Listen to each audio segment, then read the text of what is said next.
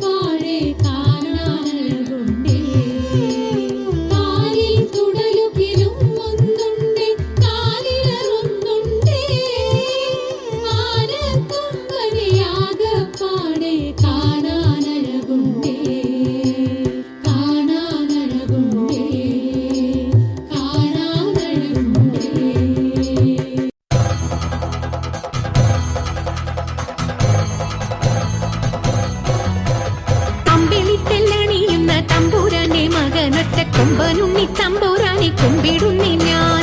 ഇമ്പമോടുയർത്തിടണം കമ്പമെല്ലാം ഒഴിച്ചെന്റെ മുമ്പിൽ വന്നു വിളങ്ങണം കവിത്വം ചൊല്ലാൻ. നല്ല മീൻ കണ്ണിയാം വാണി നല്ല പോലെ തുണയ്ക്കണം, നല്ലതും വല്ലതായിടും നീ തുണയ്ക്കാൻ ഞാൻ.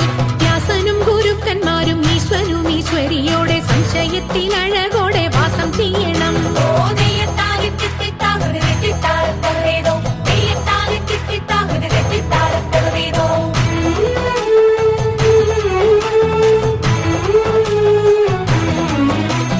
ചൊൽപ്പൊങ്ങും തൃച്ചൂരന്മാരും മുപ്പാരീതിനുടയോന്റെ അയ്യപ്പ നിൻ കഴലിണ ഞാൻ എപ്പോഴും വന്നേ. കാറ്റുമോളം പേരുത്തുള്ള കായലിൽ തമ്പുരാക്കന്മാർ കൂറ്റനായോരോടി വച്ചു വലിക്കും നേരം.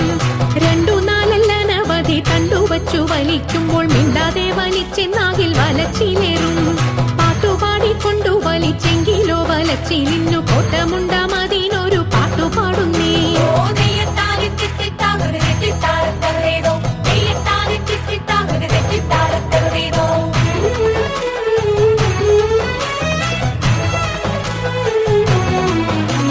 പണ്ടു പരിചരനായൊരരജന്റെ മകളായിട്ടുണ്ടായി പോലൊരു മുക്കൊൻ ജാതിയിൽ കന്യ. ഉർവശി മേനക എന്നല്ല അപ്സര സ്ത്രീ വർഗങ്ങളിൽ സർവരും അവളെ കണ്ടാൽ നാണിച്ചൊളിക്കും. കാറൊക്കും തലമുടിയും പൂവൊക്കും മേനിയും നല്ല മാനൊക്കും മിഴിയും കണ്ടാൽ നല്ലൊരു പെണ്ണ്. കാളി എന്നു പേരുമിട്ടു വളർത്തി മുക്കോനവളെ കാളിന്തിയിൽ തോണിയെടുത്തിടുവാനാക്കി.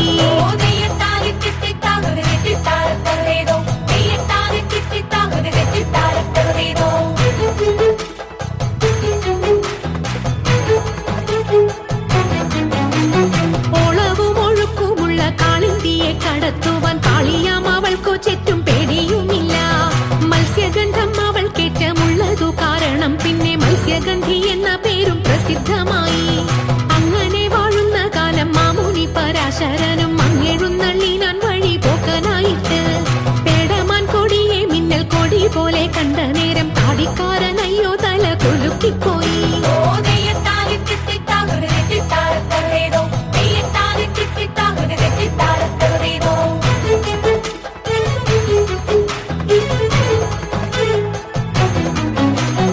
ആരടി ഇന്നീ കടവിൽ തോണി കടത്തുന്നതെന്നു പാരാതെ കേട്ടവൾ ചൊന്നാൻ അടിയനെന്ന്.